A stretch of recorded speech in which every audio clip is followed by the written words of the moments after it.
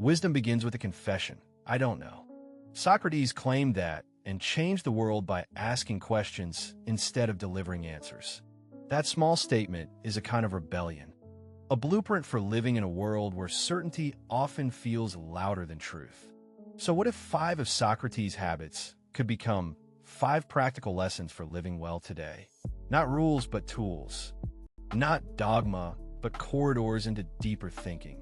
We live in a time of loud opinions and swift conclusions.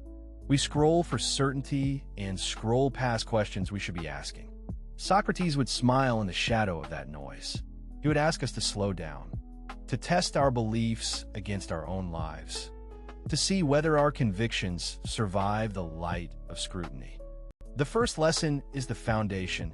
Question everything, especially your own conclusions. Question not to defeat, but to arrive at something truer than certainty. Begin with humility, not cynicism. If you suspect your map is faulty, you'll walk with more care, not less.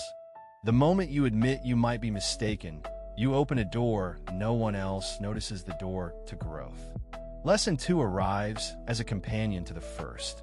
Know what you know and know what you don't. Socrates didn't pretend to possess the whole truth. He treated truth as a path, not a pedestal. When you say, I know enough to act, you limit yourself. When you say, I don't know enough yet, you give yourself room to learn.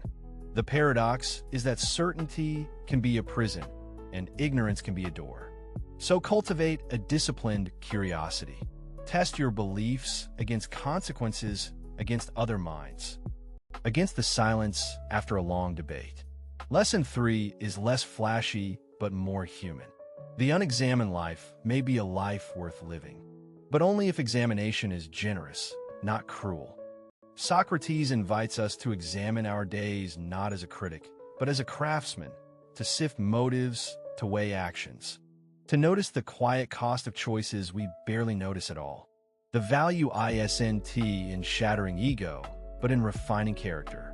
The aim isn't to strip away happiness, but to make it more resilient, more deeply chosen. Think of your routines as a loom. Every choice threads through your identity, and the pattern shows up somewhere ahead, in health, in relationships, in the work you leave behind. Lesson 4 brings a sharper edge. Truth is not a possession, but a practice. We cling to facts as if they were trophies. Socrates would argue that truth is an argument that survives scrutiny. It's not enough to know a fact.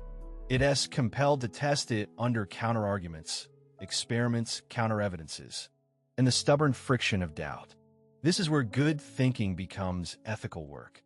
A claim that cannot bear revision is a claim that isn't fully alive. So practice intellectual courage. Seek disconfirming evidence. Welcome colleagues who disagree. And revise your map when the terrain changes. Lesson 5 asks us to walk into vulnerability with a different kind of bravery. The courage to change your mind. This is not surrender to confusion, but a disciplined clarity that grows by updating itself. In a culture allergic to revision, Socratic wisdom is a vow to be wiser tomorrow than you are today. The turn on a dime moment isn't errant. It's the signal you've chosen the more honest path. The mind becomes a workshop where old beliefs are melted, recast, and hardened into stronger, more compassionate convictions. The goal isn't to win debates, but to illuminate shared reality. Even when the light reveals a less flattering self. A twist to anchor the 5 lessons. Socrates never claimed to know what the city should do with every problem. He claimed to know that there is a process by which truth emerges through dialogue, humility, and disciplined living. The wisdom isn't a certificate you hang on the wall. It's a practice you carry into every interaction, every decision, every moment when you could pretend you have all the answers. When the Oracle of Delphi declared him the wisest, it wasn't because he knew more. It was because he knew how little he could know and still choose to pursue what matters. The real power of these lessons is not the certainty they give, but the question they spark. What would I change if I treated my mind as a fragile instrument in a vast, uncertain world? With that view, life becomes an ongoing experiment in integrity. You will disagree with yourself, and that is not failure, but a sign you are still listening. You will be proved wrong in small ways and large ones, and that is not shame but data. The fifth lesson, courage to change your mind, begins to alter more than your beliefs. It reshapes how you act, how you listen, how you lead, and how you forgive. The Socratic method is a map for living with nuance in an era that worships speed. It teaches restraint, because restraint protects against the impulse to pretend certainty when the truth requires nuance. Now imagine applying these 5 lessons to a personal decision, a career shift, or a moral compromise. Begin with a question that stings. What do I pretend to know when the cost is higher than the comfort of certainty? Then test that question in dialogue with a trusted friend or a quiet journal. Notice where your instinct wants to close down and invite it to stay a moment longer. In that pause, the mind loosens its grip on simple answers and discovers a slower, truer rhythm. The process becomes the result. You walk away with a stronger sense of direction, not a stronger ego. The practice of Socratic wisdom is neither miraculous nor abstract. It is a daily discipline of listening, testing, and revising. It asks you to live as if your beliefs were provisional, because they are provisional, always subject to the next conversation, the next failure, the next insight. The reward is not certainty, but a life that is more curious, more compassionate, and more awake to the fragility and beauty of truth. So where do you start? Pick one belief you defend most fiercely. Invite someone who disagrees, or stage a quiet conversation with your own doubts. Propose a tiny, testable hypothesis about that belief. Watch what happens when you defend fewer points and explore more possibilities. Notice the breathing space this creates in your days, the space where genuine change, not performance, can occur. As you carry these lessons forward, you'll notice a subtle shift in your morning, your evenings, and the way you listen to people you once dismissed. The world does not bend to your certainty. It yields to your willingness to examine it honestly. And in that yielding, you discover a more durable strength. The strength to stay curious when it would be easier to stay confident. The wisdom of Socrates, ISNT and endpoint.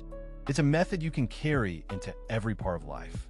To close, consider a simple question you can carry into your next conversation. What would I say if I were willing to be wrong? Let that question soften your voice, steady your gaze, and widen the circle of people you can learn from. The true gift of Socratic wisdom, ISNT, a verdict about the world. It's a habit that keeps your mind and heart open. Careful conversation with reality. In that openness, truth has room to breathe, and so do you. What would your next conversation look like if you began with humility, curiosity, and a readiness to revise? Let that last question echo in your life for a moment. If humility is the doorway, then restraint is the hinge. Socratic wisdom, ISNT, about being quiet. It's about choosing the right words at the right time, pausing before you declare certainty, and listening before you respond. In small conversations, you practice a quiet democracy of ideas. You present a view, invite a counterexample, and let the conversation do the work. The effect, ISNT, triumph, but clearer sight. Now place 5 seeds of habit in your daily routine. Begin with a box of questions you carry through the day. What does this decision assume? What would someone who disagrees say? How does this affect the people around me? How would my future self judge this moment? The act of asking these questions metabolizes into steadier choices, fewer impulse-driven reactions, and more deliberate commitments. The mind, once crowded with certainty, becomes a landscape of possible paths you tend with care. Consider the ethical dimension. Truth without mercy is a weapon. Truth with mercy is a bridge. When your reasoning hurts others, you have not found truth. You have emptied it of humanity.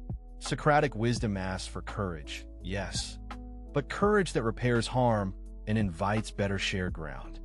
A practical image for this is a compass rather than a map. The needle points toward truth, but it never reveals the entire route. You still walk, you still err, but you walk with a faithful instrument that grows saner with each misstep. You don't stop seeking. You stop pretending you already see everything. The fifth lesson, courage to change your mind, becomes a daily practice of forgiving your past conclusions and welcoming wiser revisions. Change here isn't weakness. It's continuity with reality. As you listen, you may feel a tremor of possibility. What if this ancient street of questions becomes the ordinary rhythm of your life? What if your mornings begin with a pause? Your conversations with listening? Your evenings with reflection? The path isn't dramatic. It is steady, humane, and stubbornly hopeful. And if doubt rises, treat it as data, not doom. Doubt asks you to revisit your premises. It invites you to revise without erasing the person you are becoming. In that spirit, test one belief today with someone you trust who will disagree with kindness. Let the dialogue shift your map, not your identity.